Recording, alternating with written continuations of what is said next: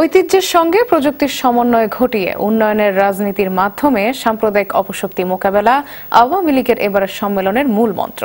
সকালে আওয়ামী লীগের 20তম জাতীয় সম্মেলনের শৃঙ্খলা উপকমিটির সভায় একথা বলেন সড়ক ও সেতুমন্ত্রী ওবায়দুল কাদের। বলেন 2041 সালকে টার্গেট ধরেই এগিয়ে যাবে আওয়ামী লীগ।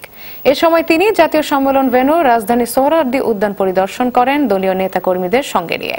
আগামী 22 ও 23 অক্টোবর অনুষ্ঠিত হতে যাচ্ছে ক্ষমতাসীন রাজনৈতিক দল আওয়ামী লীগের জাতীয় সম্মেলন। সাথে প্রযুক্তির সমন্বয় ঘটিয়ে নবীনদের নতুন রক্ত সঞ্চালন করা হবে।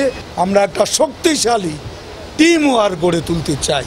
একটা লক্ষ্য হচ্ছে উন্নয়ন সমৃদ্ধির জন্য 2021-2041কে সামনে রেখে, অন্যটা হচ্ছে আমাদের আজকে প্রধান আপদ এবং বিপদ সাম্প্রদায়িক উগ্রবাদকে রাষ্ট্রনায়ক শেখ হাসিনার নেতৃত্বে আমরা পরাজিত করব।